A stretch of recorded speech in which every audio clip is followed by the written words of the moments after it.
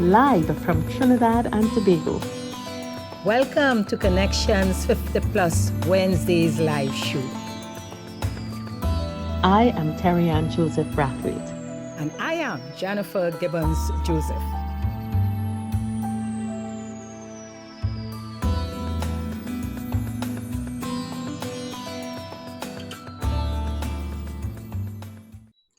So, hello, good afternoon to all 50 plus listeners, viewers on Facebook, on Gael, the channel, and on YouTube. I am Terry Ann Joseph Brathwaite, one of the co-creators of Connections 50 Plus. And I am Jennifer Gibbons Joseph, the other co-creator of Connections 50 Plus.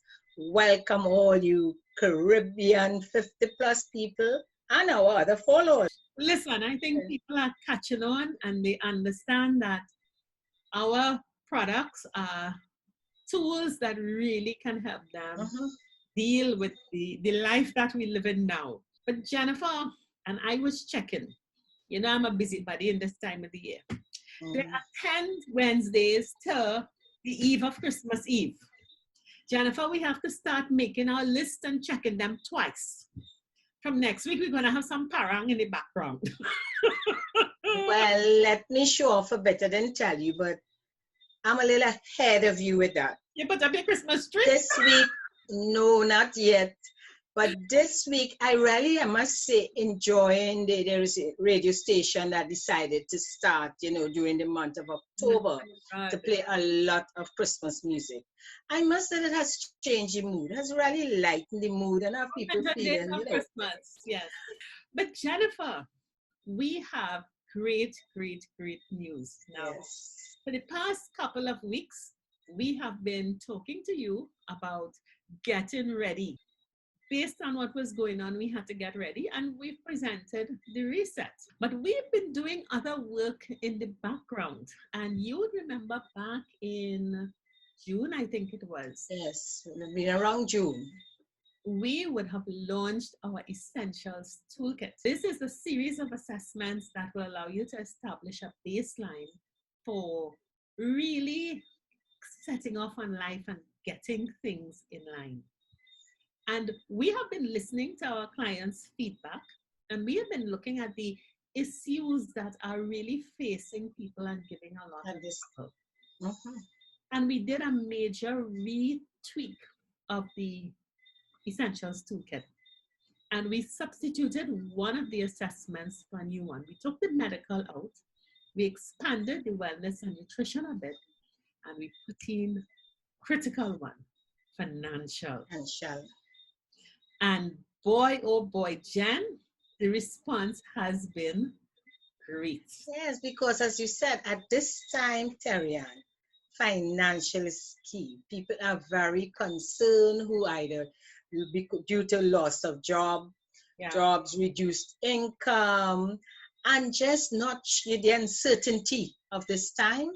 And the recognition that if you don't have any money saved, you don't have a nest egg put aside, you could be in serious trouble. So you need to know what to do.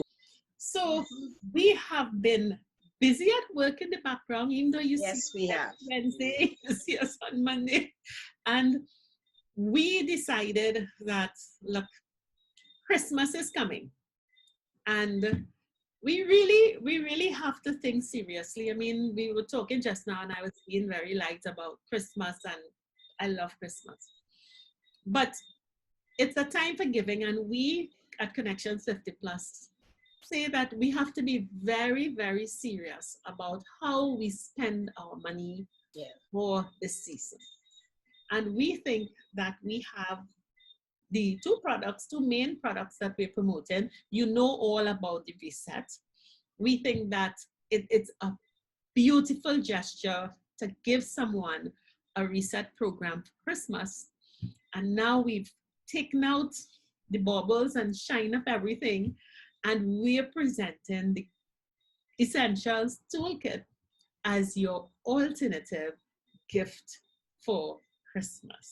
So for anyone this is the type of gift that they would so appreciate because it will make a difference in their lives. So today's show is going to be different. We have been talking to each of our professionals. You're going to hear from the assessors, and they would give a little bit more of the modified toolkit and what you can expect from it. And they're also going to give you some feedback from the users. But Jen, one of the things that I am most proud of is that all of our products, all of our services are delivered digitally. Every single one. We don't do face-to-face again. COVID was made for us. Zoom is made for us. So we are really excited tonight. Tonight is really showcase night. We're showcasing the back room, we're showcasing the professionals, and letting you know a little bit more about our toolkit. So Jen, is there anything that we need to say to people before we start off and you go on your adventure listening to all the conversation? You know, what I will say to you all looking on, do not get off your seats. But you are in for a fantastic, show of really great information and a full package. When we know you're going to be enjoying this. So sit still, and there it is. So we're going to be introducing you now to the team, starting with John McKell, and continue onwards. And we go, and please, it follows the order of the toolkit. So after you log on to the system, you will do the life transition assessment, which will be Dr. Nika Joseph. Then we go into our financial assessment, and you have me interviewing our financial experts. And then we have, Maria, Elias. Don't move. You can't. Yes. Not any. But the health and wellness part of this assessment, you have to listen to Maria. And what I would love to invite our viewers to do is send us a little note. Let us know what you think. Ask us any questions on it. Okay, so without much ado, let's talk about the toolkit. Hi everyone, it is my pleasure to introduce to you one of our key team members, Jan McKell, and Jan is a web developer from Green Ink Caribbean Limited. Okay, Jan, so nice to have you here. Our online platform for the Essentials Toolkit is not an uncommon portal or platform for most of our non-50 plus crowd and the people we are targeting. And people have expressed real reservations about, sharing information online. So could you just talk about what is this thing, this platform, so that people understand what they're getting into? Sure. Okay, well, the website and the assessments are based on top of a content management system called WordPress. WordPress allows you the flexibility to build any kind of website you want to build. And that's what we have done. We have built the kind of website that we want for you, the user, to use. Okay. So this means one that we have control over what is on the website, both in terms of the technology as well as what you see as the user on the face of it. Okay.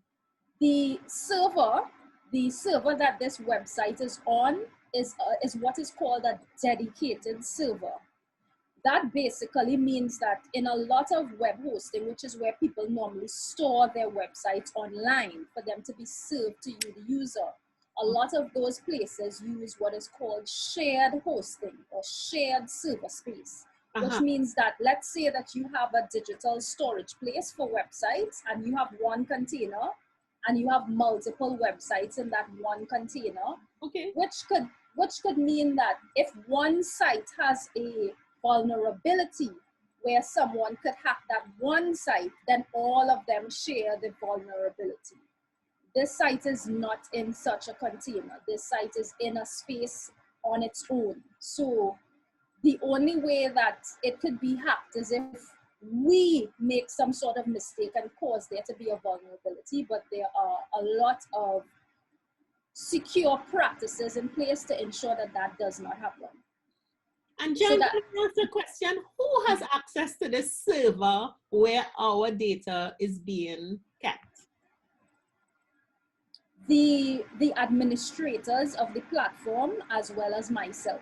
The administrators of the platform are a third-party professional hosting service that is based outside of Trinidad and Tobago, and then myself as the sub-administrator who is taking care of it on behalf of you all. Okay, great. So no one can jump in and steal people's information and see what they are saying. No, it's a secure platform. The only persons who have access to it is myself, and in terms of what you call service or support, the original third-party producers of the service, they have access to it. As a company, they have access to it. Yeah. Yes, much like I suppose the bank will have access to your account information, but it's not people unassociated will have. Yes. And the bank, I mean, you have to kind of look at it this way. Remember, as a repository of that information, if the bank gives your information away, they will be under legal threat for doing that. And it is the same with you can consider this server or storage space. They cannot do anything with your information unless they want to be threatened with legal action. So that is their legal prerogative to secure this information, as well as us as creators of the platform to make sure that your information is safe. So, Janessa, we can afford to tell our clients they can feel extremely safe in completing the forms and submitting it. We can give that assurance. No problem. Yes. Okay. Yeah.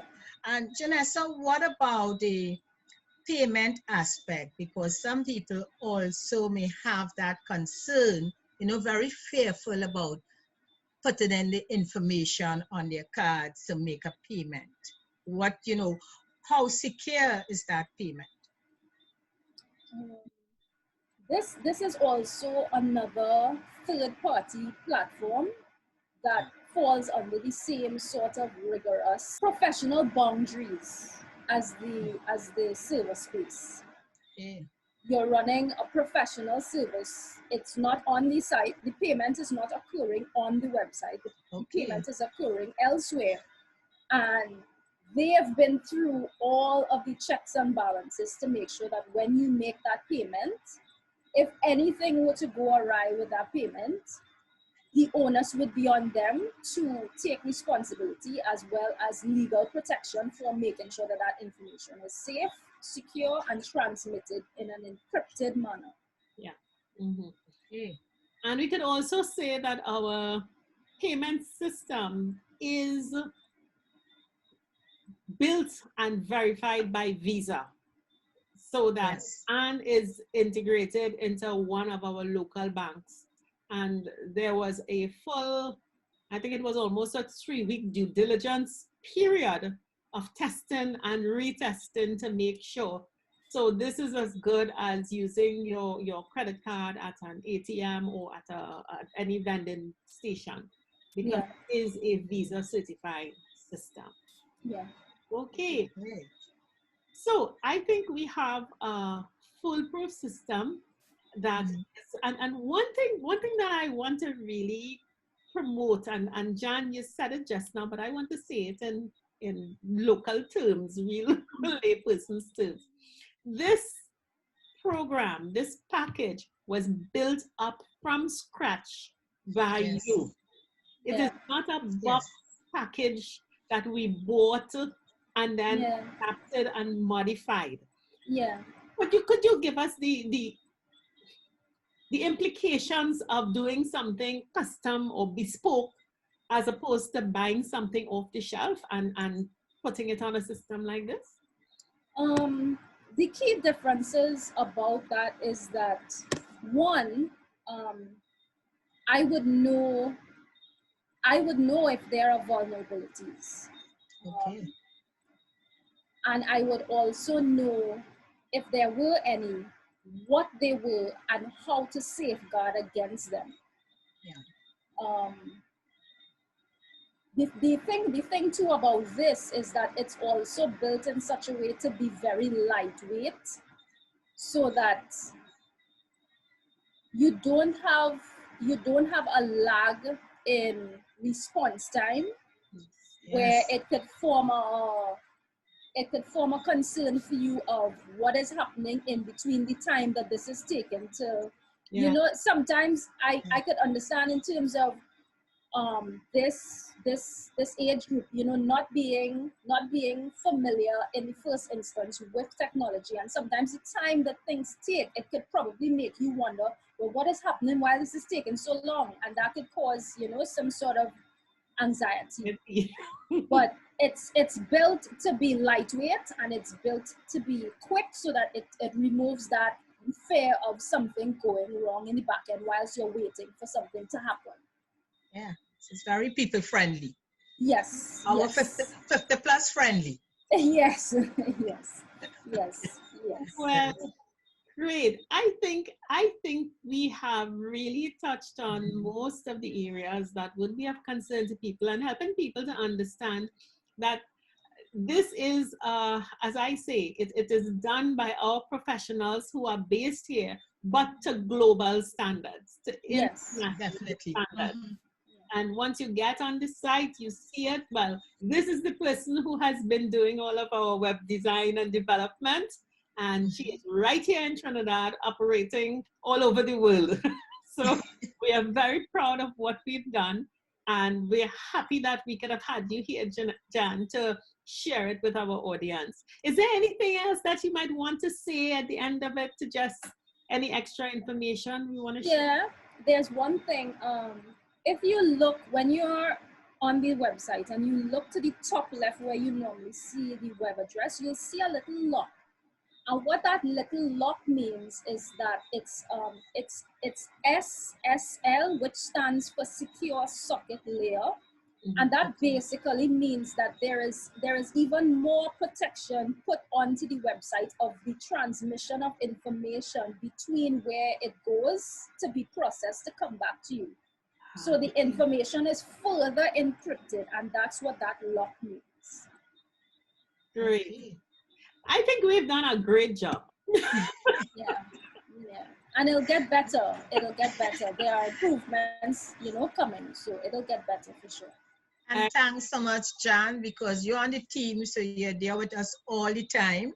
Yeah. You know, giving us that technical support, and we are so happy you're on board with us. Yeah. So, you all have heard from Jan McKell, our web developer, WordPress web developer from Green Ink Caribbean Limited. So, thanks again, Jan. See you again.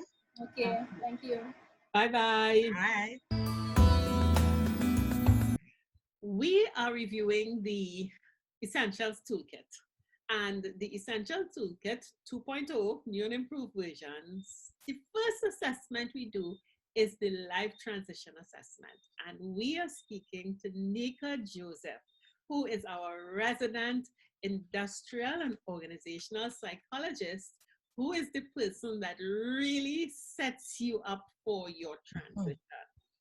So Nika, we're talking today about the process of the transition. We've been through the toolkit with some people and getting some feedback. So tell us about the assessment instrument that you've created. So the assessment instrument that I created is actually in 3 sections. The first is a personality inventory that asks you about your likes and your dislikes. The second area is your personal questionnaire. What have you been engaging in? What types of activities do you do on a day-to-day basis? What is the career that you might be leaving at this point in time? And this last section is about your interests. What are the things that you like to do? What are the things that you are passionate about? So that is basically how this instrument is designed, to look at different facets about who you are in order to help guide you through the transition process and beyond. Okay. And Nika, why is it important to understand those things? I mean, what context are these things being put into to be able to, for you to guide someone in their life transition? So in a life transition, it is very important for us to first do a self-check, self-awareness, know who we are and where we are at this point in time. Most of the time we go through life on day to day, get involved in our activities, and we don't really take stock of who we are. And even when we are in work and we may have done different assessments, it's in the context of work and not specifically to our personal life, and incorporates things that are happening at home, things that are happening with our friends or our social circle outside of the office. So in the first section of looking at your personality, it helps you to determine who you are and understand that from a new perspective, and incorporating multiple facets of yourself. Then we look at your future. Where do you want to go? There's a long life after you transition from a formal working environment. So where do you want to go? What are the things that you want to get into? Even if it means just relaxing at home, how does that look, right? Because relaxation is not just watching TV all day. For some people, relaxation may be gardening or crochet or knitting, whatever it is, sewing, those types of things. So there are many different areas in which activities you could get into as your future. So the questions on your personal self will ask you things about how do you see yourself in 5 years? What are the types of things you would like to do in 10 years? So it looks at your future self. And finally, that interest is about your passion. What are the things that drive you, motivate you, help you to get up in the morning? Because it's about your intrinsic motivation at this point. What is inward in yourself that will get you going? Because it's no longer the responsibilities of life and work and all of that. Our motivators now is really more about us. And so the interest profile really pushes that passion part of it. But Nika, you know, at 50 plus, or let me say at 60 plus, many of us, and I'm saying us being in that category, may think, listen, I feel I know myself by now, because at this stage, if I don't know myself, then something is wrong. Do you really feel that we know ourselves, we really know ourselves, or this assessment would bring out aspects that we never knew we had before? Yes, definitely. And we all do it. And I'm somebody who, as an industrial psychologist, I constantly have to be doing assessments, and I do them, I test them on myself. So I'm constantly I'm engaged in self-awareness exercises on a regular basis. And each time that I do it, it may be even the same test, I discover something new, something different, something I didn't really think about in the past. So you are now, especially when you're in a change process, moving from one stage to the next, it becomes a little more interesting and different, because you're looking at it from a different perspective, as opposed to, I'm going through a routine. Okay, this is where I'm at. All right, I'm keep going along this pathway. Now we're going new adventures, discovery of new things. And so we are looking at ourselves from a whole new perspective, even though it may be the same personality assessment we may have done in work, but you did it in a work context. Now you're doing it in a life growth context, and that makes a world of difference. Report means something very different to you at this stage. Nika, do people find it challenging to be able to answer questions of self, especially after coming off of years, a career, a lifetime of work or parenthood or whatever it is you're doing, to suddenly start, me? Who are you talking about?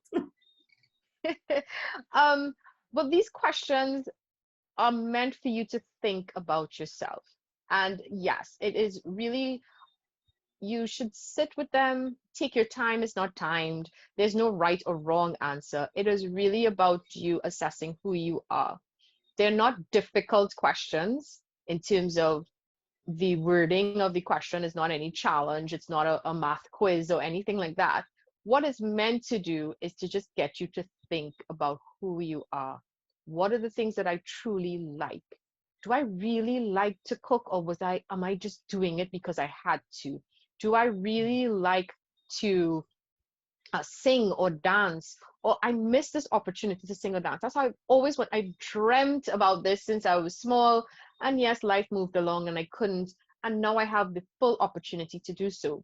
I want to engage in further my music. I started doing music in school. I didn't pursue it as much during work time, but now I can explore new genres, new versions. With technology, it introduces a whole new type of way in which music can be produced and listened to. So there's a lot more to discover in our passions, and it's good to take the time to really decide at this stage what it is that I truly like. And the good thing about doing it now is that you've had a lot of experiences with multiple things. When I do stuff with younger folks, they're like, well, I never experienced that before, so I don't know if I really like it or not. I think I do. At this stage, you know that you do. So it's good to get a list of what those things are and then see from an objective perspective how they can come together and work together. So with clients, they discover, I like to take pictures, but now you can kind of combine that with your travel and make a book out of it and write stories and the adventures. There's a combination of things that go into it because you have always had a creative side, but you never quite pursued it in this way.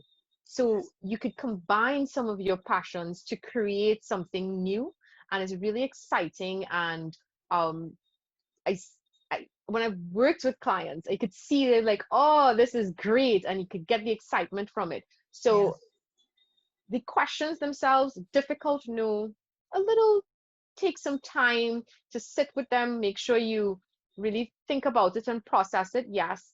But at the end, the report usually lands to a very exciting new way of living. Well, Nika, I'm now about to say that because as you speak there, I can see clients being so motivated, with the results because they say, yes, it's sort of endorsed. I always wanted to do that. But, sometimes to be discouraged, people say you shouldn't do it or at this stage in life, where you going at age 60 plus or 50 plus, now going to do music or art. So instead of be discouraged, but with that assessment and with the results, you say, yes, this endorsing what I should be doing. So that sounds really great. And clients, how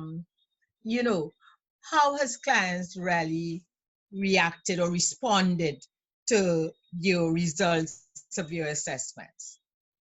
So they've all said that first of all, they're shocked of how much the report describes them, because even though they answered the questions, they still, people start things and like, oh yeah, this is kind of what it is. But they said it really spoke to them and who they are.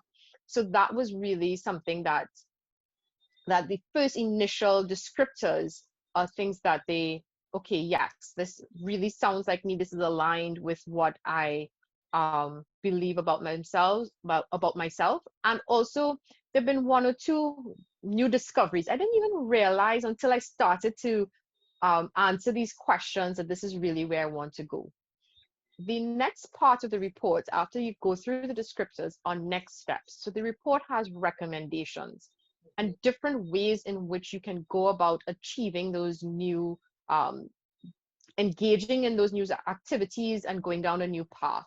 So in the report, there are recommendations that include, as I mentioned, helping somebody to pursue their photography. It talks about there are community service, community groups you can join. 60 plus is irrelevant. You can dance whenever you want to. You can sing if you want to. You can play an instrument, has no age. So none of these things require you to be young to do them. Once you have a passion for it, then why not? Go ahead, enjoy life. This is the time to enjoy life. You have less responsibilities on your plate and more time. So why not pursue all the things that you wanted to do before? And the fact that this has held as your passion through life means that it is truly what you want to get into. So if you're still checking off the box of dancing and you're still saying you want to pursue music after you've hit that 60 plus age range, then it really is truly your passion. Yes. And engaging in that really gives your life meaning and life. You're living life by pursuing those things. Yes. Definitely. No, I think based on just looking at the type of information coming out of the report, it really gives people a jump start, as you say, to live, yes, or even to sit and reflect, because some of them would even think, you're asking me a question that I haven't thought about for a very long time, and it hits a very fundamental aspect of you that may have been suppressed, but that's the key to real happiness on the third act stage. And I think that's the beauty of the transition assessment, which really opens up the toolkit. Open up the tool. You are the opening batsman. Yes. And that's important, that positioning at this time, to take a fresh look at yourself. Isn't that a very important thing as you start transitioning? Correct. So getting that fresh perspective of yourself helps set the tone for everything else, and knowing where you want to go, and then you have a guide of how to get there as well, because sometimes people are like, okay, I know what I want to do, but they're not too sure how to get there. And this toolkit, the tools that you get from the reports, helps to guide you how to get there as well. So there are things that people didn't discover. So I had a client who is very good at mentoring and coaching young adults, but they never thought of a social entrepreneurship. It's not a term, it's these new terms that you're working with, which is a new driver, a way of doing business, whereby you're helping others is the motivator rather than just making profit. So you can still make money. It's not about not making money. You can still help others. You could engage in your passion, but do it from a different perspective and angle. You can also, if you don't want to do social entrepreneurship, you can volunteer. So there are different angles to get to the same thing. You're still mentoring others. You're still helping young adults, which is something you like to do, but you can do it in a way you make money, or you could do it in a way in a voluntary perspective, whichever works for you. And that is the good thing about doing this assessment and going through this process. It actually shows you multiple pathways that can achieve the same results. And it also looks at combining your personality and understanding the types of your interests. If you are more business motivated or are you more social motivated, that also helps to kind of narrow the scope. Because the thing about doing certain types of, you can do these different types of tests online, but the thing about doing this particular combination that I have put together, it helps narrow the focus a little bit. It's really customized to you. Great.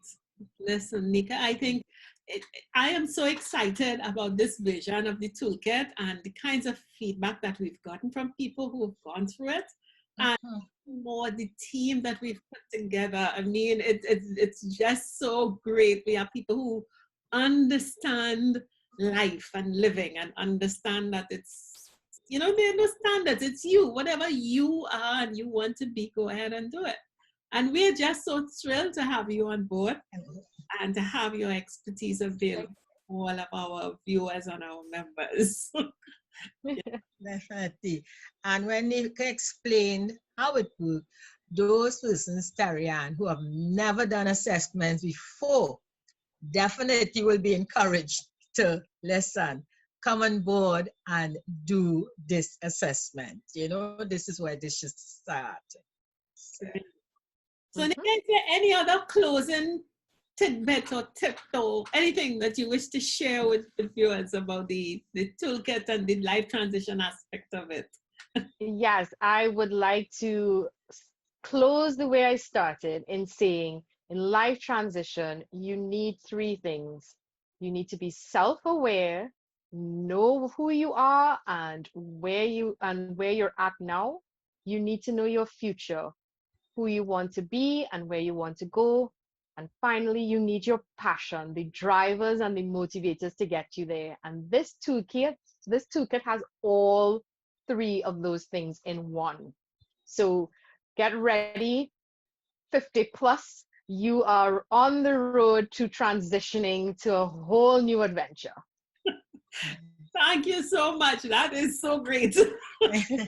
Thank you, Nika. Thank you for being on the team. Okay. Hello, Jennifer. Well, this interview is a special one, and I have the honor of chatting with and interviewing Jennifer Gibbons Joseph, who, in the context of the Essentials Toolkit, is our financial expert, our financial advisor. And before we get into the details of the toolkit, Jennifer, I want you to reintroduce yourself to our audience in the context of financial coaching. Thank you, Tarian. And I'm actually on the other side. Yes, so I'm Jennifer Gibbons Joseph, and I am a life transition, financial, and energy coach. And for the Essential Toolkit, my main role is as a financial coach.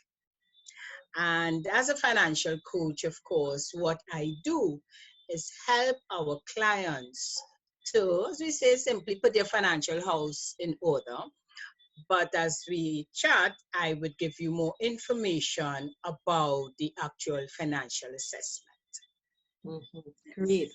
Now, Jennifer, we had the version 1 of the toolkit, and yes, we realized that when we looked at the different needs of our clients, we saw that, yes, there was the life transition, there was the medical, and then there was the wellness and nutrition. But we found that there was that void of, okay, what do I do with limited resources or windfall or managing in my third act stage? So we decided for version 2 of the toolbox to include the financial assessment and the counseling.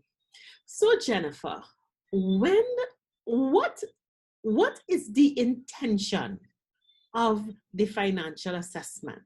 What would our toolkit clients get out of doing that financial assessment?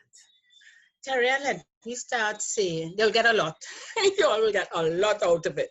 But let me start by saying, Tarian, in creating the financial assessment for the Essential Toolkit, I pulled on my experience as a financial advisor for over 30 years on the field, as a certified financial planner, as a financial coach, and working with clients over all these years. One area that has been an area for development, or you'll say a weak area, was financial, or is financial planning. And now during this time with the pandemic, it has shown up even more for the need for people to be helped in terms of their finances. How can they cope? What can they do with all the different things that has been happening? So looking at the situation now, understanding what has been happening then, and as you're aware, many of our listeners, especially the Trinidadians or the West Indians,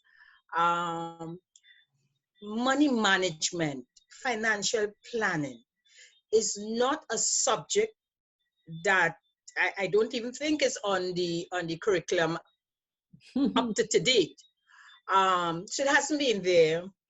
The topic of finances, discussing money within the household, is something that traditionally we don't do.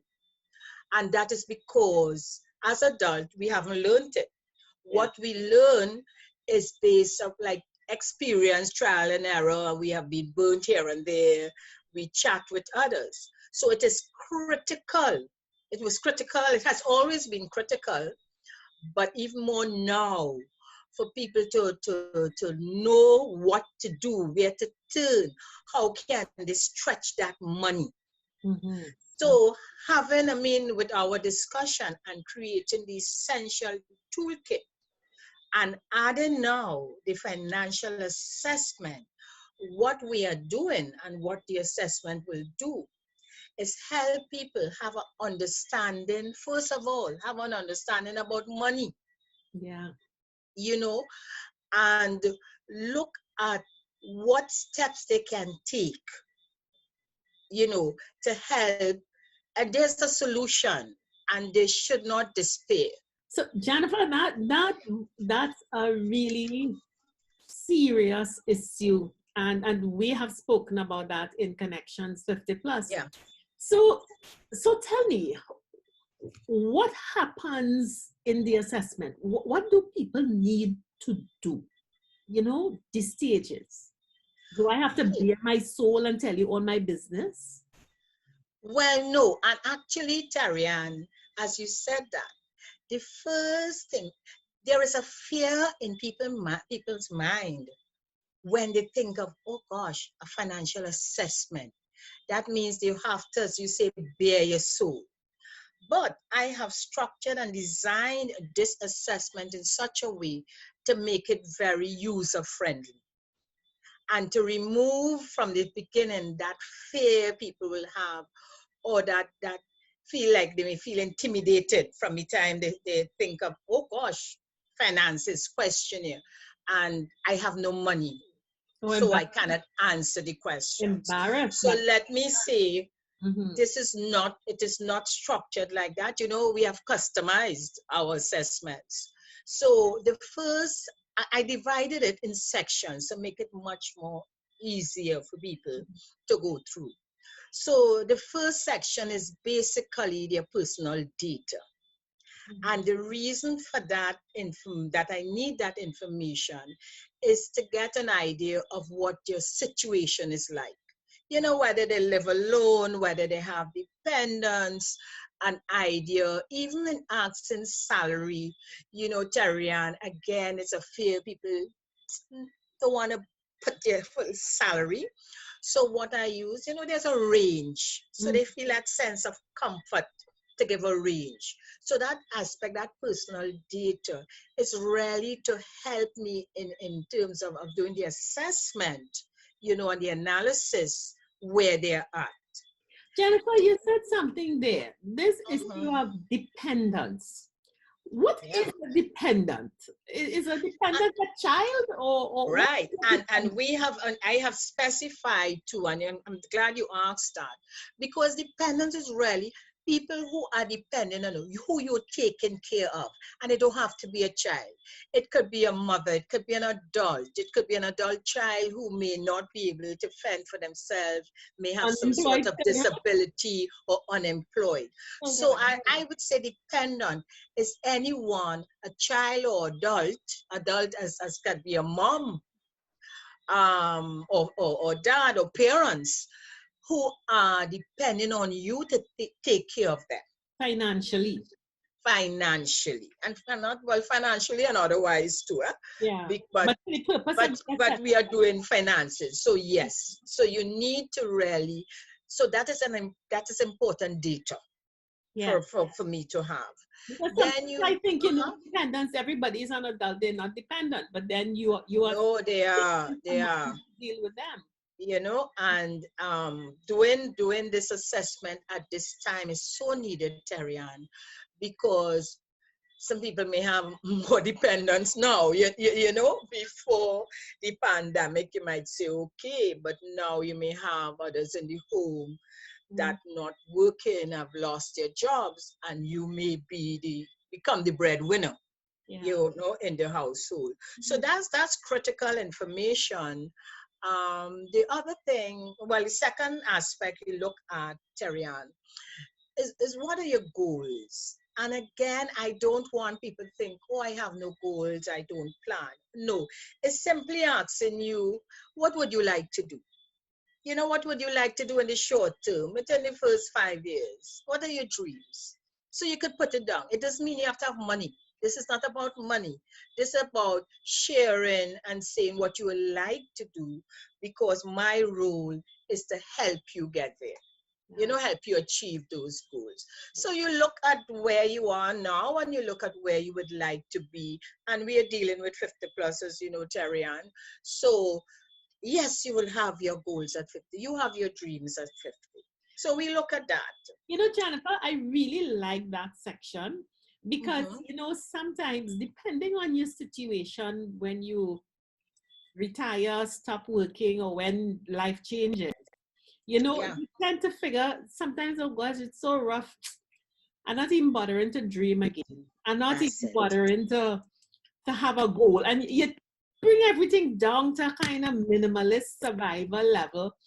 And sometimes just putting the goal down, when you do we'll get on to the details of the analysis, you realize that you might be able to do what you wanted to do in full, but you could achieve parts of it still, So I really like that aspect of and it's important, Terry-Ann, because your goals align with your financial situation in most cases. So when we get deeper into the analysis, people will recognize how it is important to align their finances, their savings, etc., to their goals. Nice. So, Jen, what's in the next part? The next part we look at security. And when I say security, you look at, protection of assets. But before we get into the assets, the questions would be, what you have in place. What have you been put in? What have you in place right now? Do you have a health plan? Do you have a disability plan? Do you have a pen? What do you have to secure yourself? All right. So you look at, and these are things that people may not even think about it, or may take it for granted. Or they may take it as expenses they could get rid of. Yeah. But it's your life. And it's your life. You have to look at what are you doing about your life. Just as how you would secure your home, Terry-Ann, with whatever you put in the security alarm, and you put in certain things to protect yourself. Yeah. You maintain it. You put paint and stuff like that. You do all that. You're protecting your family from harm. But this is securing you. This is securing you. What have you put in place to secure yourself? So we look at that. So the questionnaire will ask you certain questions that would help you either recognize, hey, I didn't even know about that.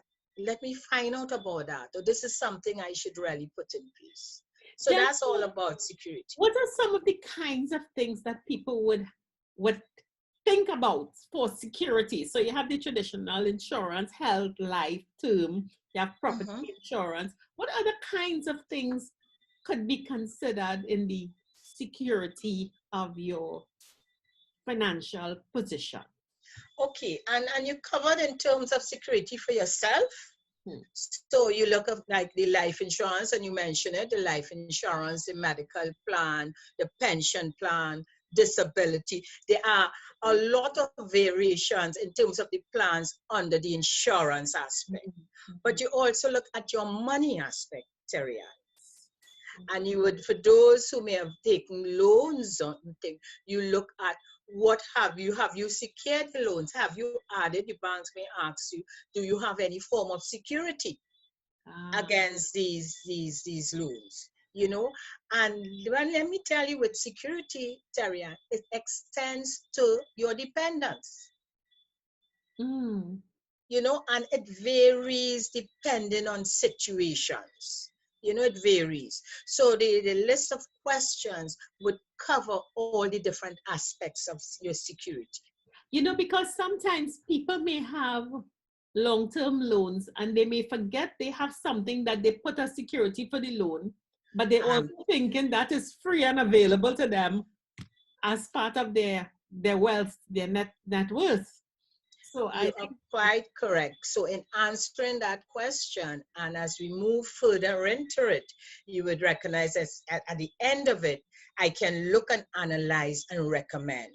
So when you move off from the security, you look at, and you mentioned early on, your net worth, your assets and liabilities. And this is where people got a lot of challenges in that.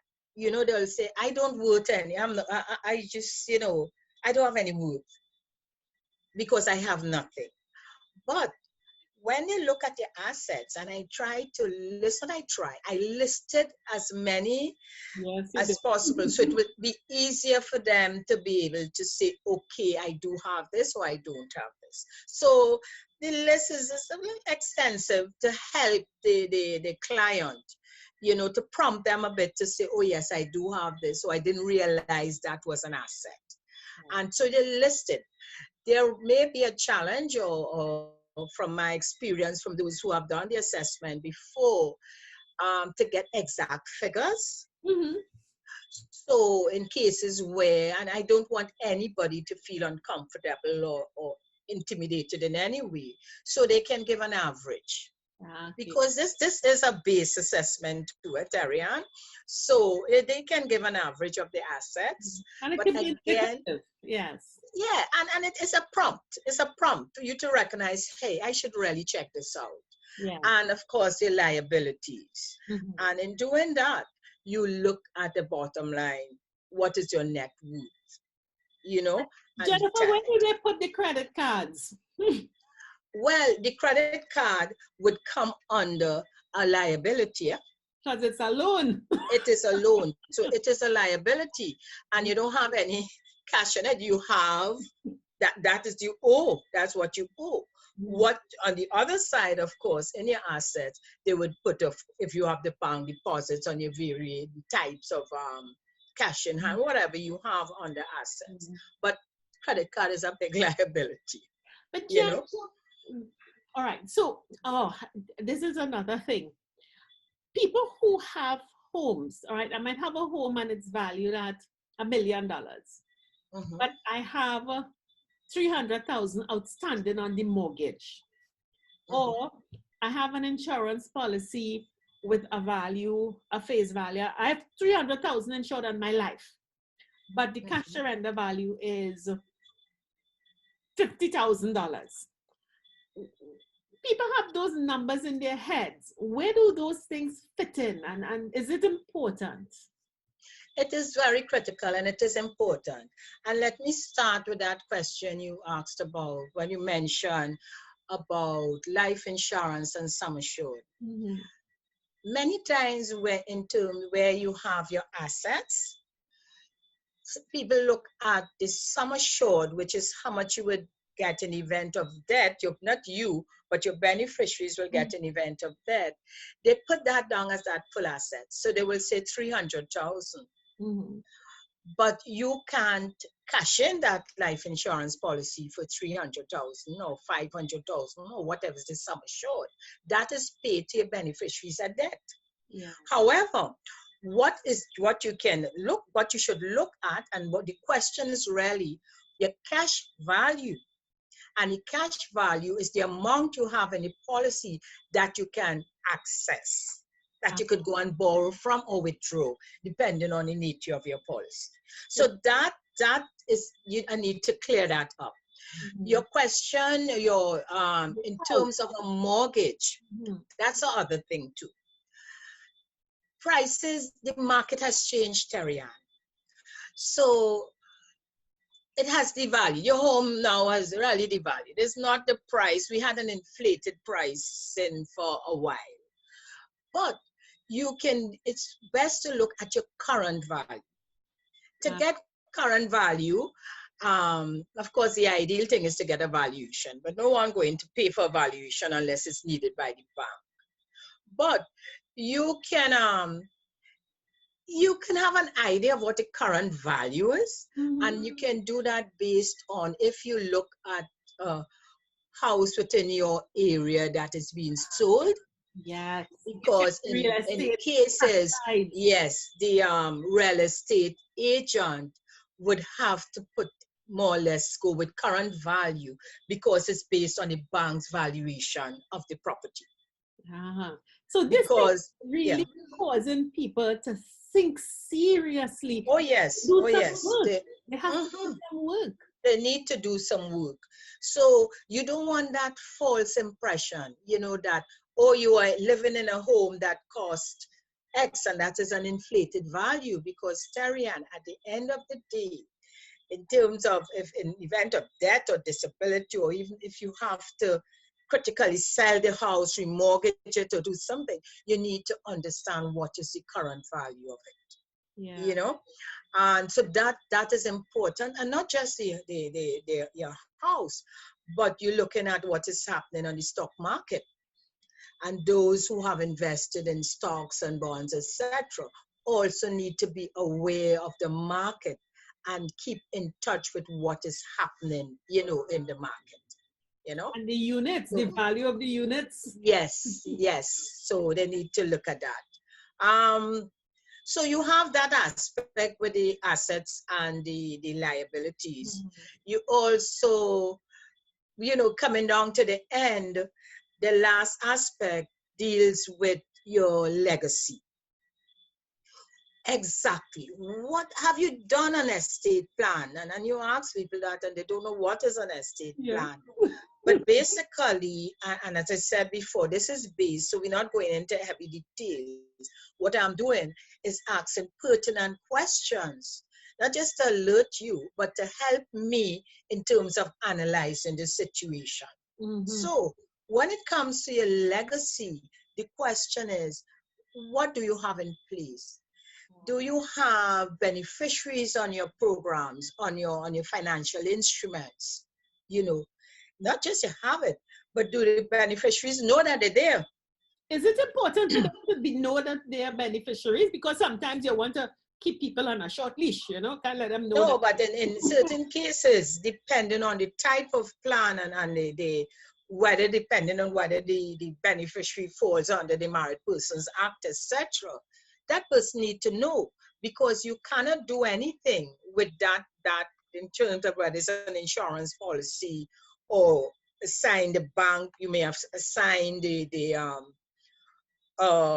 instrument to a loan, and you had to remove that beneficiary, and you need to tell that person that they're no longer there, or you may have to go for them to sign as given permission to remove their names.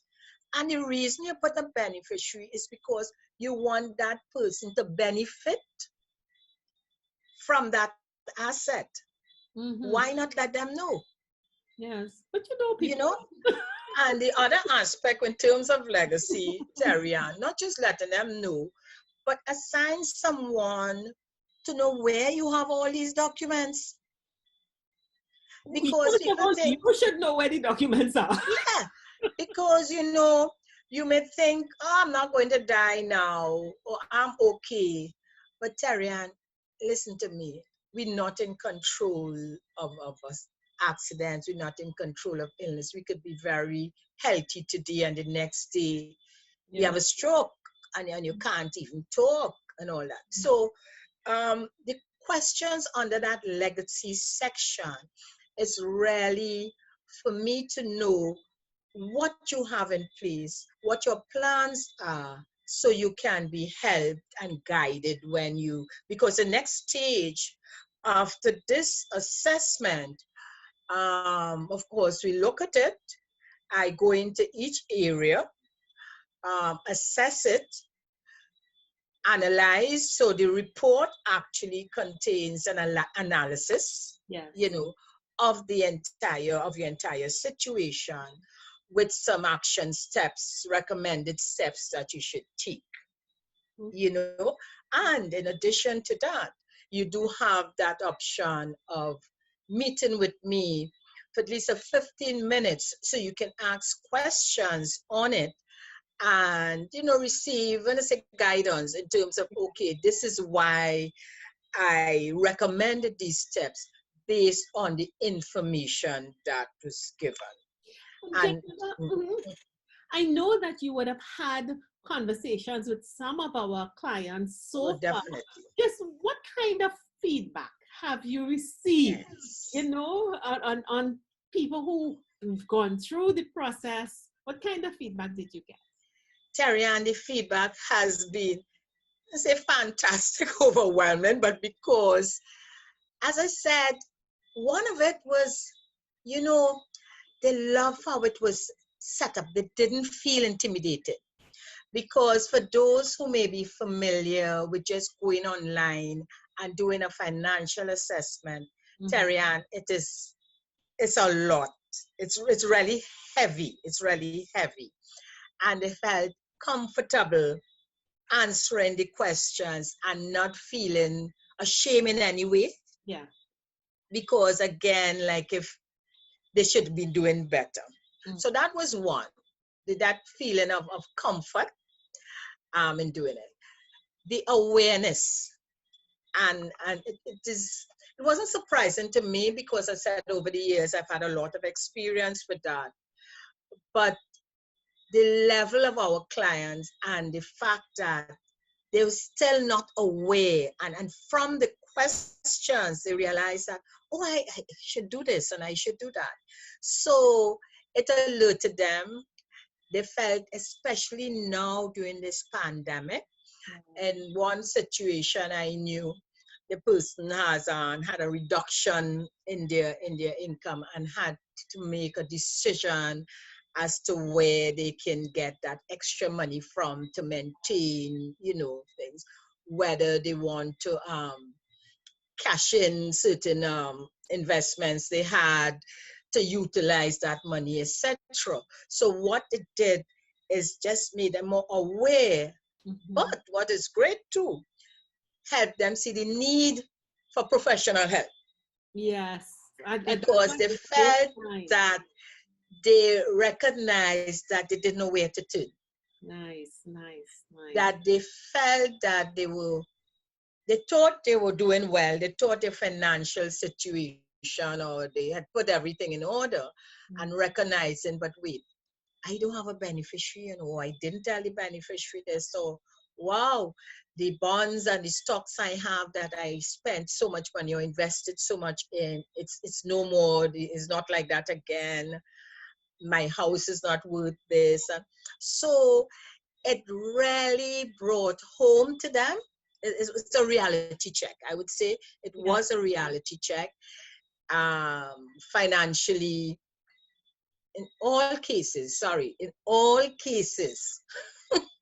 there wasn't, in all cases, persons realized that, hey, they're nowhere near where they should be. And even with what they have presently, if they reorganize themselves, reorganize their plan, reset, as we say, their plans, that they can do well. They would be financially stable if they put things in place. And what it did also, it removed that fear. Yes, I think that they felt that there is hope. There is hope, and I believe there's always hope, and that they didn't feel that allow the fact that, you know, maybe I'm not where I would want to be at 50 plus, but I didn't do that bad. And I still have my resources. I could do much better. So they could do stuff.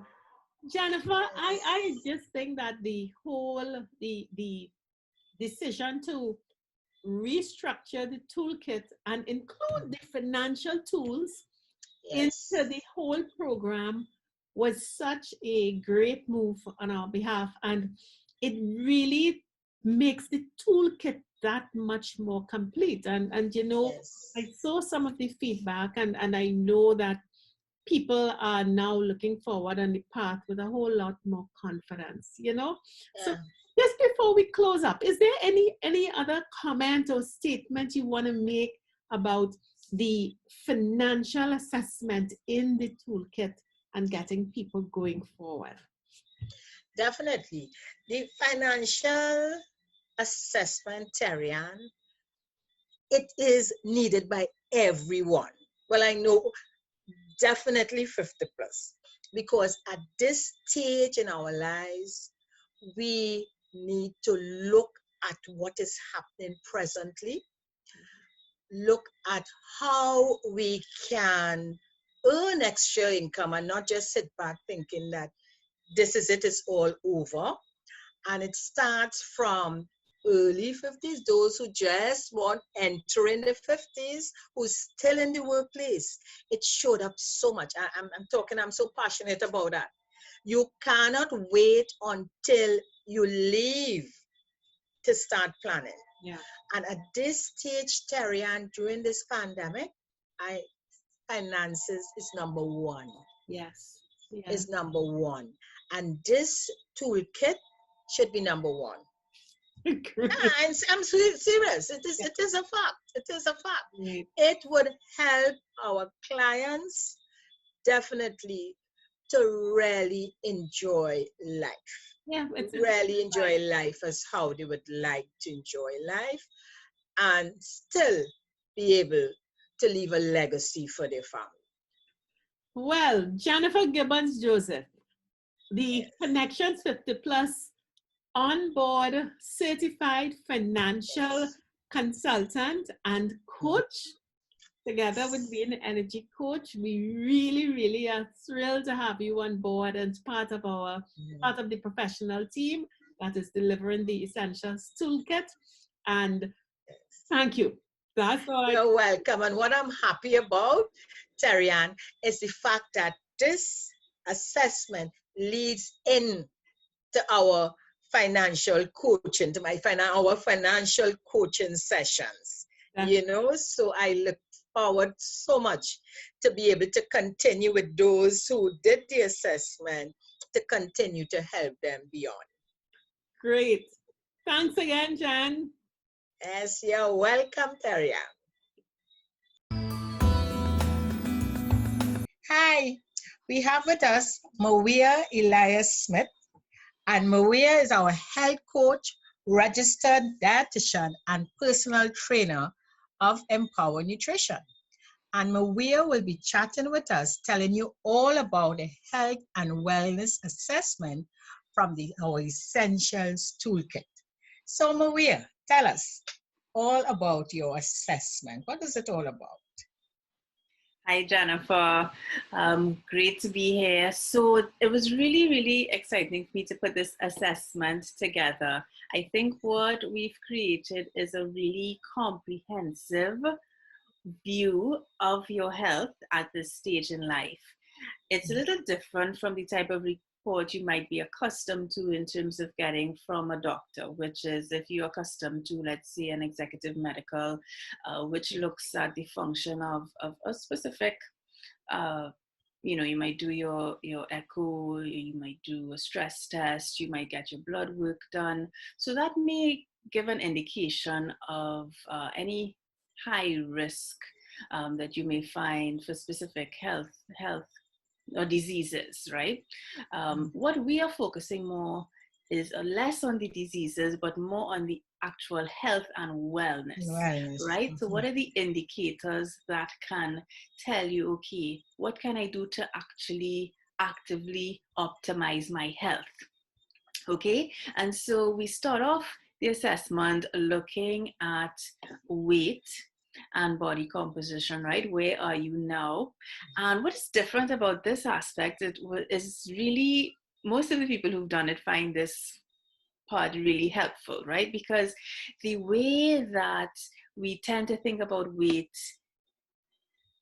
is often not as applicable to the 60 plus or 50 plus population. Yes.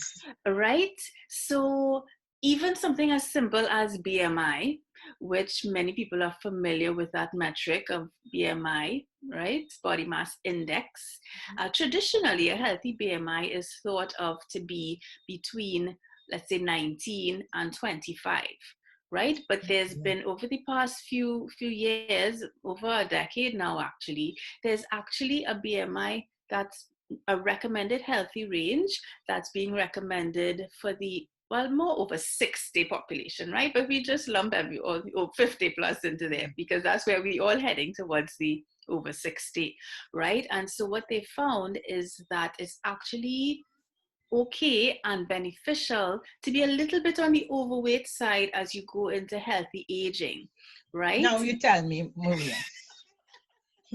But don't get too excited, right? Just as a little, right? So the healthy range for BMI shifts from 19 to 25, and we shifted up a little bit to about 22 to 27, 28 is still acceptable as you get older, because what they found is that if you're too small or under a BMI of 22, let's say, definitely 21, the risk of death actually increases. So you don't want to be too big, but you also don't want to be too small as you age, right?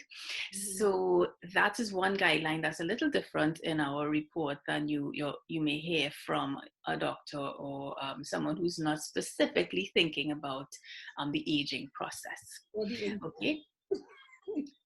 Yeah, I know that's good news because, clients will come to me and they'll say, yeah, the doctor tell me I need to lose 80 pounds, but I can't imagine where I would lose this 80 pounds from. Because in their mind, they don't see that they need to lose 80 pounds, right? So that makes, it gives you a little bit more clarity about what is really a healthy weight range for you at this age, right? The other thing we wanted you to think about is an estimated body composition, because it's not just about the actual weight on the scale. We also want to know what is that weight made up of, how much muscle versus how much fat. And this is really, really important for healthy aging, more important than your weight itself. And this is a message I really, really want to drive home and want everyone to start thinking about, right? And if you do the assessment, it'll help you to think about it more concretely as how it relates to you, is that now muscle is being called the organ of longevity. Yeah. So the more muscle you have going into over 50, over 60, the predicted not just quality of life, but actual years of life can be added. Because from a functional aspect, if you think about it, the more muscle you have, the longer you're able to stay functional, doing the things that you want to do to enjoy your life after retirement as you age. Yeah. So does that make sense? Definitely. Excellent. And I know a lot of people are, sometimes if you're not into the strength training or you're not a gym person, you may think, oh God, well, that's not applicable to me. I'm just happy with just my walking. But walking is not enough, especially as we age. We want to be able to do something, eating and exercise wise, that's going to help you keep the muscle that you have, or maybe even add a little bit if you could use a little extra muscle, right? So I just want to drive home that point that muscle is now considered the organ of longevity. And the third metric that we give was that I just was given a joke, because based on what you're saying, Maria, like Jennifer and I have to be melded into one, because Jennifer is a walker and I happily do strength training. Actually, having done the program with Maria, I added some weight training. Excellent. Yeah. Yes, but really I need to add more now, because if the muscle is it, huh? Muscle is where So it's at. And there's a third metric that's that is very good really information. important. Yeah. The third metric that we include there is your waist to hip ratio, right? Which is okay. So your weight may be, you know, a little overweight, but for men and women, there are different recommendations for the waist to hip ratio. Now we know for men and women for different reasons, but both of us on both sides, we struggle with the belly fat, right? Especially after a certain age. I know for women, it just packs on, and it seems like what's eating healthy-ish and exercising, but the belly, I can't get that belly to go away. Right? So, what is it really from a medical standpoint? There is a waist to hip ratio that over a certain number highly increases your risk of different diseases, right? So, specifically cardio metabolic diseases. So, just being aware of where you stand with that and having a goal, as in we don't just tell you, well, this is what it is. We make a recommendation as to what you could aim for to work to get it down towards, so you know that you're on the right track. So that's the first part of the assessment. From there, I must say, with that first part, that information is not information that you can easily get. Without doing such an assessment, you would hardly know about it, even, and get that in that detail as what it is and why is it so important to know these numbers. Yes, I think it's really, I've never seen a report that puts it all together in this way. Yeah. So definitely very valuable.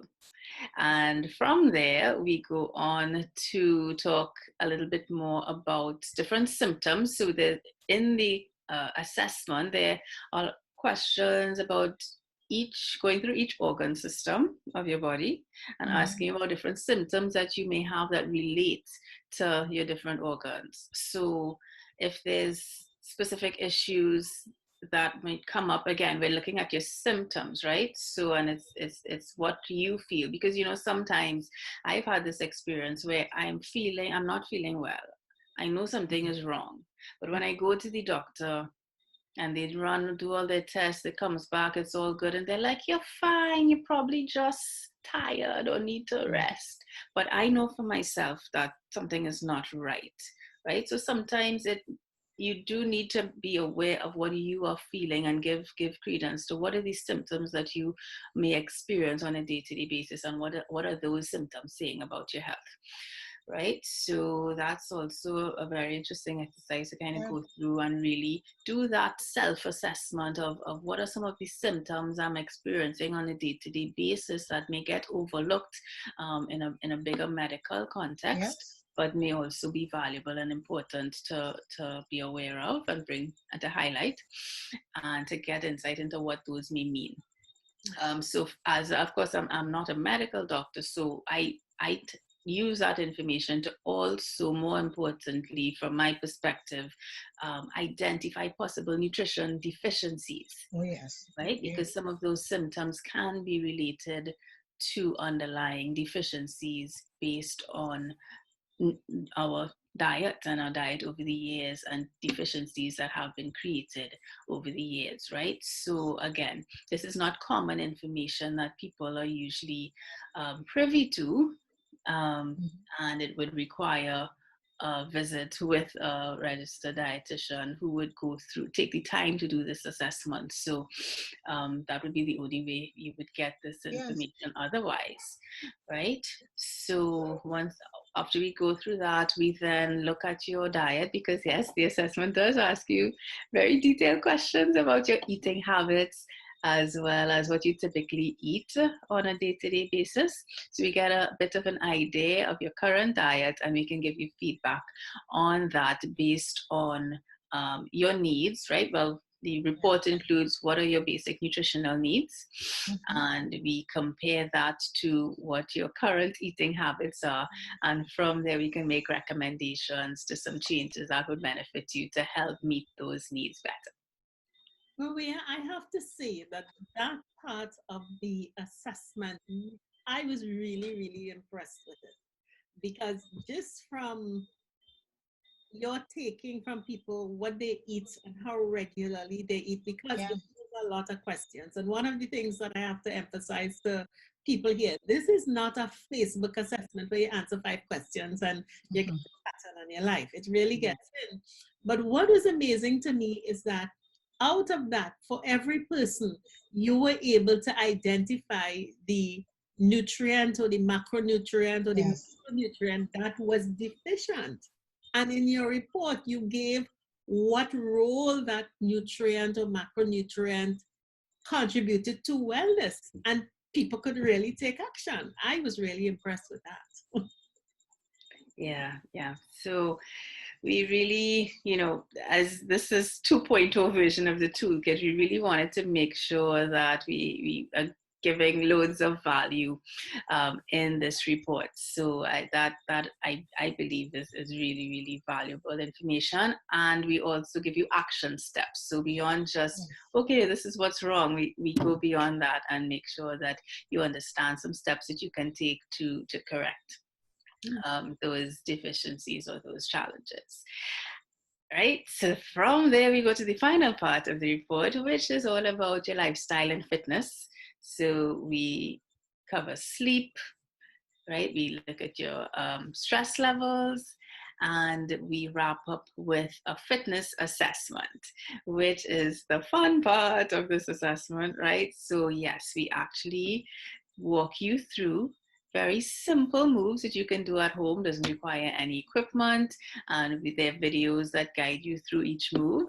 And the participants that have taken it, no one has not been able to do it so far, thank God. So everyone has had no problem actually making it through the fitness assessment, so no need to be nervous.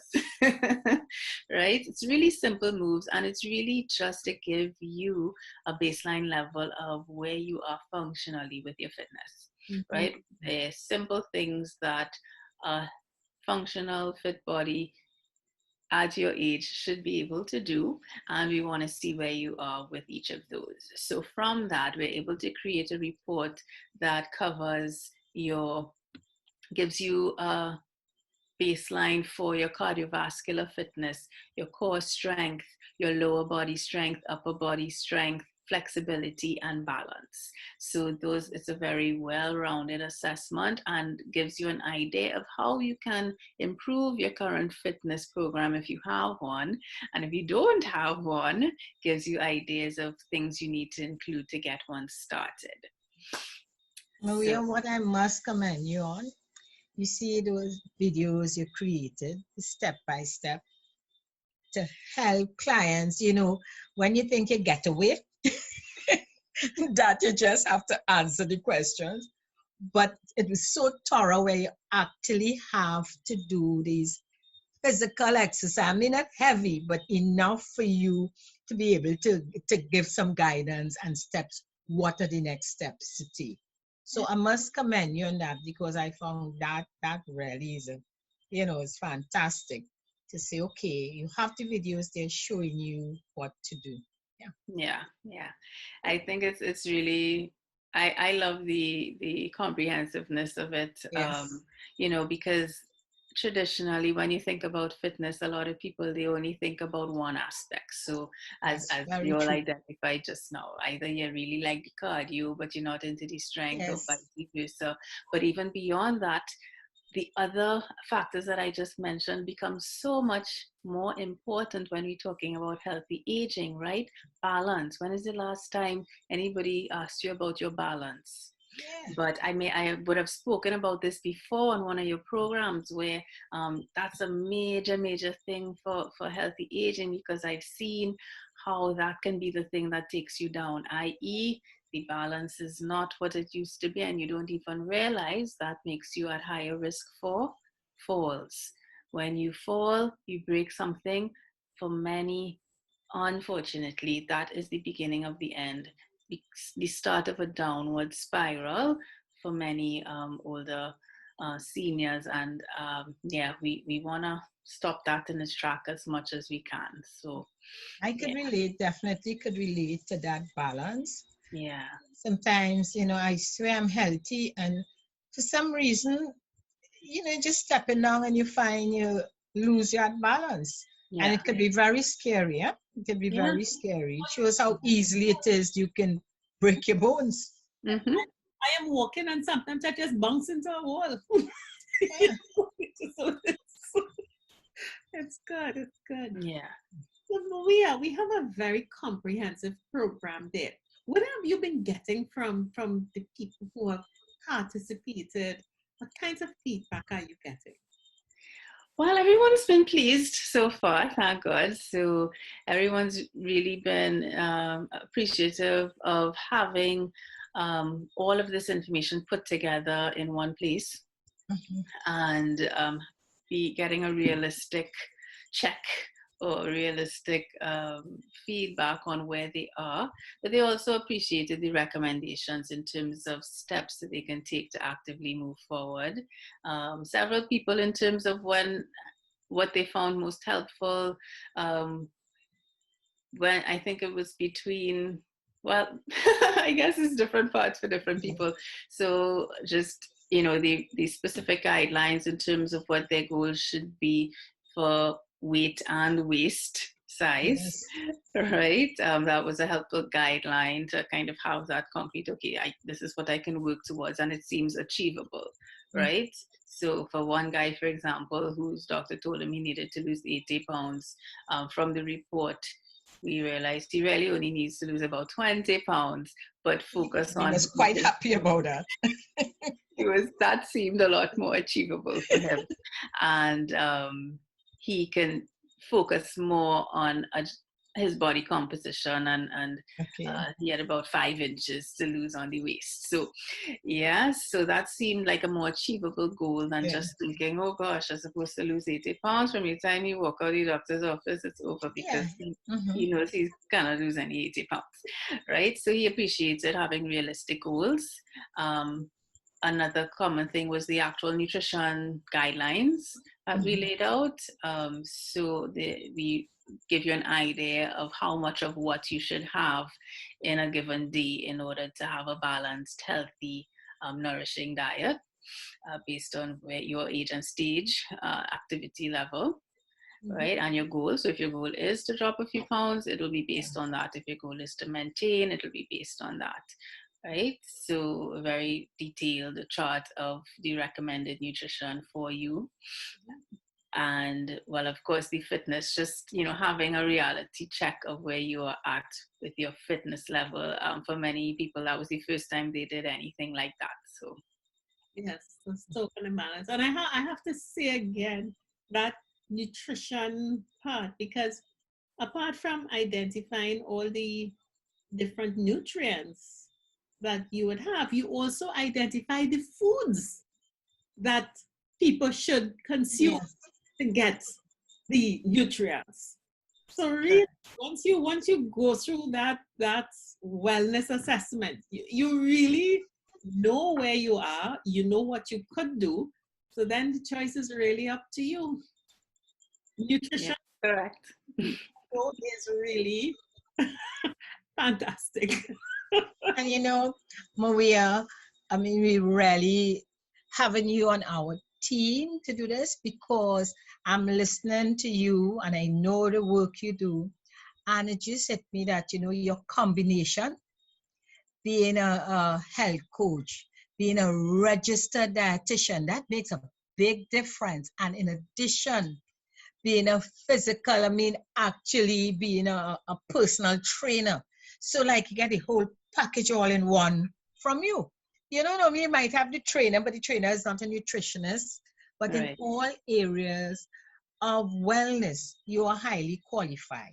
So that's why this assessment that you have created is very comprehensive. Jennifer, I should also add that another of Maria's specialities, which people should note, is that Maria works specifically with doctors to build diets and menus and diagnose nutritional needs for persons who are ill. So Maria, you could probably give a little edge on that, because I think that was part of your specialization in your training. Right, well, definitely. As a registered dietitian, people often ask, well, nutritionist, registered dietitian, what's the difference?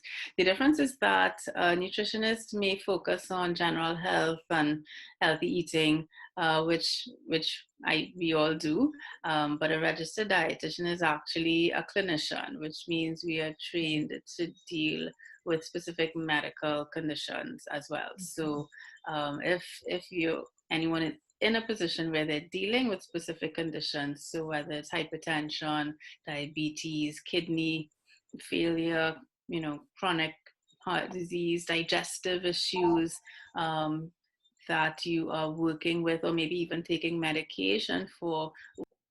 Yeah. Yes, Maria. Yes, correct, Tarian. So many people often ask, well, what's the difference between a nutritionist and a registered dietitian? And well, a nutritionist can deal with general health, general healthy eating, help you to meet your basic needs, right? Which we all do, help you eat a generally healthy diet, improve your lifestyle. A registered dietitian is actually a medical professional, a clinician. So we're trained specifically to address health conditions and to work alongside doctors to get the best outcome for the patient. So that would include conditions like cardiovascular conditions, hypertension, high cholesterol, diabetes. Those are some of the most common ones that we would work with on a day-to-day basis, but also kidney and renal failure, digestive disorders, right? Crohn's disease, just, acid reflux, constipation. So basic things as well as the more complex things. So even for someone who may be dealing with some of those issues, even if you're on medication for those issues, we are definitely equipped to guide you in an appropriate way that will not jeopardize your health and that would get a better outcome even alongside the medications that you may be taking. Well, I think. Did you ask, and you also create menus? Yes. Yes, we do. We can create personalized meal plans and menus for individuals, but also for families, because we have a lot of families who, again, whether you're someone who is taking care of an elderly person, whether you have kids, young kids that you still are responsible for feeding, sometimes it can be a lot to sit and think about, okay, well, what does everybody need and prepare accordingly. So we try to simplify that process for you by doing all the thinking, and you just have to follow it and prepare. One thing I can say is that definitely that breadth of experience is reflected in the Essentials Toolkit in the Wellness and Nutrition Assessment. Yes, it is. Definitely comes out. You definitely get a full picture. The Toolkit 2.0 is really an improvement. I really want to thank you, Maria. Great. Thank you so much, Tarian and Jennifer. Thank you, Maria. Great having you on board on our team. Yes. Great. We have a super team. So there it is with the nutrition part of it. Thank you again, Maria. You're welcome. Thank you.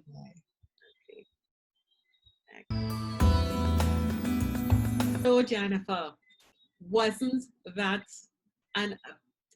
people, what do you think of that? Those of you on Facebook and those of you on YouTube, send in your comments. And the Gael viewers, call Errol tonight on Gael Night and tell him what you thought about that whole presentation. Yes.